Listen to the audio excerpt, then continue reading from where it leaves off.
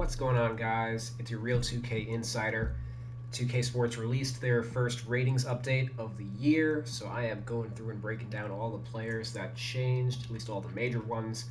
There were 131 players that had overall rating adjustments in this cycle.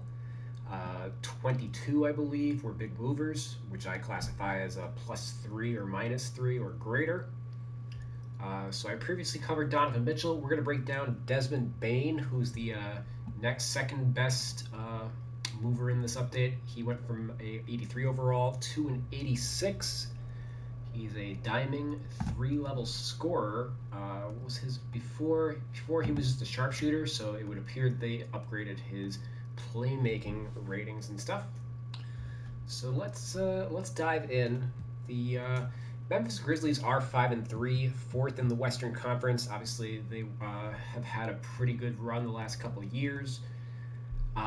Bane is really rounded out into an all-star caliber player. He's averaging 25 points, 5 rebounds, 5 assists, currently 16th in the league in points per game. I would classify him as like less rounded than Devin Booker, but a better shooter. So the attributes that changed for Bane in the 2K roster, 88 driving layup, that's a +2. And this is not based on this season's production. This is more or less cleaning up what he did last season. This year, he's only hit 47% of his layups and a very small sample size so far. So again, that's based on last year where he shot 61%. He was assisted on 52% of those, which is kind of medium for a two guard, but I would have given him like an 85. They've decided to bring him from an 86 to an 88. Okay, sure, whatever. It's not based on this year, though, is my overall point. His post hook shot went from a 30 to a 49, +19, and his post control is a +7. It's worth noting that he had 0 post ups last year and none this year. This is just cheap padding by 2K to like boost the overall rating. These ratings do actually, especially post fade and post hook, they do affect the overall rating more than you think. Even though guards, for the most part, don't post up or anything. So, giving him a +19, it just gives him a little extra oomph into his rating. It still doesn't make him a good post threat or anything. But again, yeah, just noting, he did go up here, but not because he did anything on the court. It's just fluff. A draw foul, this is a +2 to an 89. I don't really care for the way the 2K manages this rating, to be honest. Bane, 5.6 free throw attempts per 36, which is okay for a guard, but as for a scoring guard at the very least, but it's not like Giannis or Shaq or anything like that. And he, so that's his rating for the season now. Last season, 2.5 free throw attempts per 36. So his free throw rate has doubled, more than doubled, and yet he only gets a 2 point rating, 2 point rating boost. So that's how you know that like 2K is like doesn't really know what they're doing with this rating, because he doubled his frequency and they weren't really even able to reflect it in in the rating because he was already so high to begin with. So I personally have this at like based on this season's production, I have this at like a 65 or 70. Last season he would have been like a 45, I think, off the top of my head, 40, 45. Like he was low. So I personally have essentially doubled his rating. 2K, they just added 2 points. It's, whatever. Close shot, this is a +10 from an 81. This one's kind of an odd one because based on like last season's production, he didn't really deserve it, and he hasn't really done anything to really merit it this year. This year he's 15 for 39, 38%. Last year he was 41% from the field, assisted on 58%, which is kind of high. He's not really creating a ton of shots from this range. So he's definitely overrated here. They definitely wanted to pad him just a little bit. I'm not really sure what they're looking at here. So not off to a great start with the Bane ratings. So far he hasn't really deserved any of these yet. 3 point shot, this is a +2 to a 90. I believe it is the second highest rating in the game after Steph Curry. And Bane's more or less established himself as the second best shooter in the league after Curry. 47% from three this year, assisted 70% of the time. So he's taking more shots off the dribble than he did last year and converting at a higher percentage.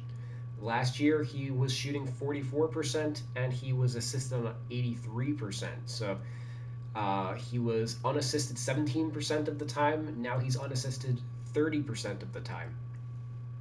So, and a lot of that is because he's really developed a step back. We'll get to that later when we get to the badges. And the only other offensive rating that changed for him is his pass vision. That is a plus 16. His assist rate doubled this year from 13.5% to 23%, which is he's rated accurately. So plus 16, that's pretty good. That's why his archetype went from sharpshooter to a diming 3-level scorer. And but no other changes. So I mentioned before that he was getting a lot more step backs off the dribble. Generally, when players are passing the ball more, they're also handling the ball more.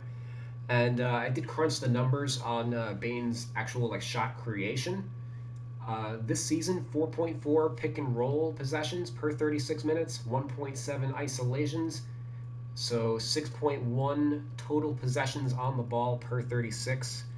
Last season, 2.9 pick and rolls, 0.4 isolations, for a total of 3.3 on ball possessions per 36. So he's essentially doubled the number of on ball possessions that he gets in a game, and he's quadrupled the number of isolations that he's getting per game. Last year, he really didn't. It wasn't really part of his game, but now in this one, he's actually creating his shot one-on-one. So absolutely, his ball handle rating should have gone up in this one. Basically, last season I would have had him at an 80, and for what he's doing right now, I'd have him at like an 85. And depending on how he goes, you could maybe push him up to like an 87. Not really quite an 80 or a 90 or anything. But yeah, 2K did not touch this rating. That's something they should definitely look at in the in subsequent updates. Just reviewing the rest of his attributes, 75 driving dunk is way too high. He doesn't really throw it down or anything like that. And defense, Donovan Mitchell, they didn't adjust any of his attributes besides his offense. So I was a little surprised to see Bane did get his defensive ratings adjusted. Plus 18 for his interior defense. This is more or less just like cleaning up, similar to the post offense ratings. But he was super underrated. Bane's actually a very good defender. The Memphis Grizzlies, of course, were among the better defensive teams in the NBA last year. He's 6'5", 215. So like other two guards can't really body him. So a plus 18 definitely makes sense. I personally have him at like a 60 rather than a 52. I think you can go just a little bit higher on him. And perimeter defense rating is a plus 1. Whatever. Like I mentioned before, pretty solid defender. I think he profiles as like KCP, Kentavious Caldwell Pope, on the defensive end. So he's like a slightly above average on ball defender, and then a really good off the ball defender. Like he's really good at chasing guys around screens and whatnot. And then offensively, in past years, in the last 2 years, he was a spot up shooter like KCP, just a much better shooter percentage wise.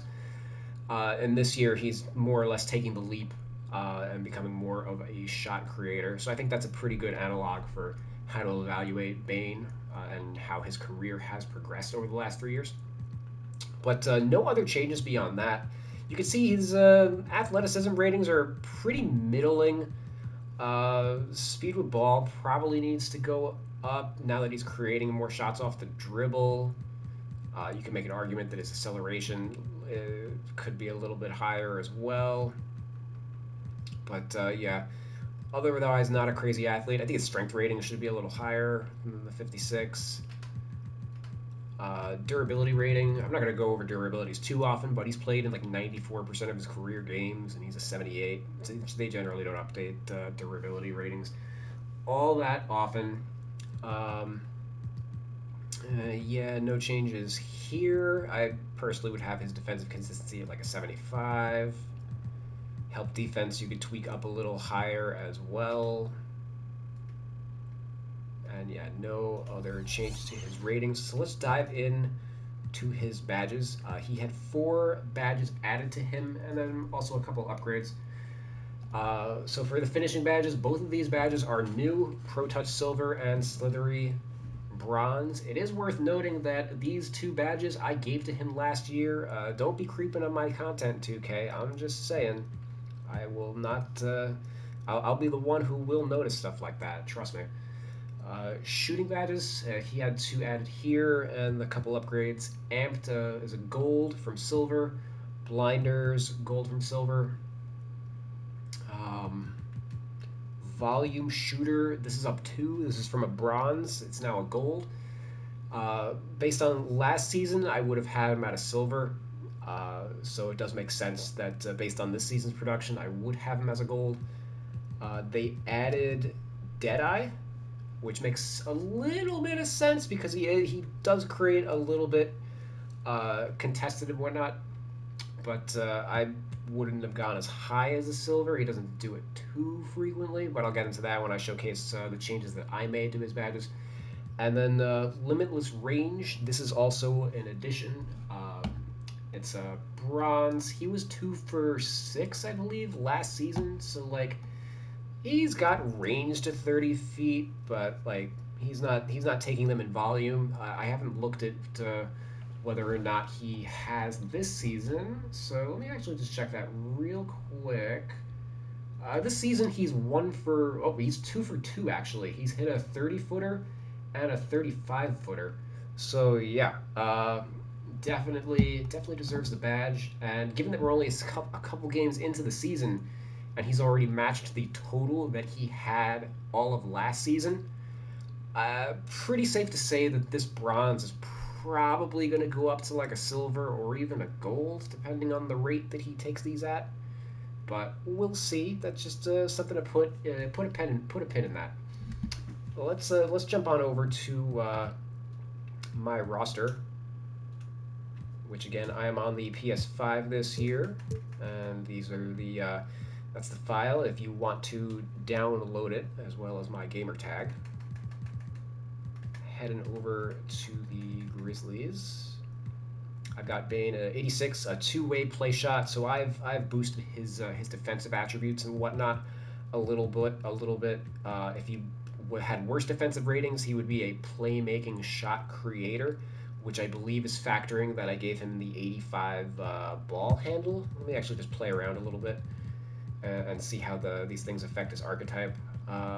Let's go to his perimeter defense, drop that by 5. Yeah, playmaking shot creator, and then if we drop his ball handle rating, diming sharpshooter. Okay. They're diming 3-level scorer or something, right? It's because they boosted his close shot rating. Well, I'm not gonna play around too much before I lose my progress. Anyway, let's jump into the badges. So I've given him 24, so I found 9 more additional badges to give him compared to what they did. So my changes, I gave him Gold Agent 3. This is because he takes last season he was taking 3 off the dribble threes a game, which is among the it's pretty good for a guard in today's league. So give him a gold there. Blinders I dropped to a silver. Along with Deadeye, I dropped that to a bronze because he's not really, at least last season, he didn't take a ton of contested shots. I'm going to wait a little bit before I crunch the data on that to see how much that has changed for this season.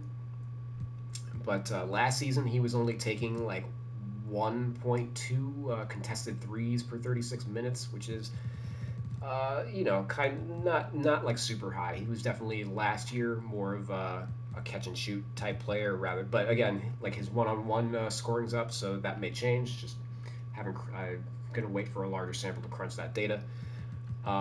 Clutch shooter, I gave him a bronze. He's just been like he's icing the veins in playoff games and fourth quarters. Doesn't really choke ever. MIDI magician. I'm like confused as to like how he doesn't have this one because I didn't cover his mid-range rating. I believe it was like an 82. He's among the better mid-range scorers in the NBA, and they have no badge on him, not even a bronze. So I've got him at a silver. Space Creator. He should have had a bronze last season. He basically was taking one step back per game, and now he's up to like 1.7 step backs per game. He's 7 of 11 on step back threes this year, so he could move on up to a silver based on what he's doing so far. And again, 2K did not give him any badge whatsoever, even though he's been pretty deadly on the step backs. And then playmaking, they similar to Donovan Mitchell, they boosted his pass ratings, but they didn't touch any of his playmaking badges. So I gave him bailout, passing from midair. It's kind of a reasonable badge for any scoring guard to have. Uh, Dimer, as his pass rating has more or less hit the threshold for me to give that badge out. Quick first step, as again, as I mentioned, he's scoring more one-on-one and unpluckable. He's not very turnover prone, so I mean a bronze is fine, I believe, especially since he's now doing more on the ball.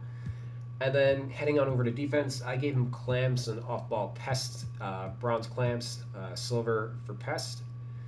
And again, this goes back to the comp that I had with KCP.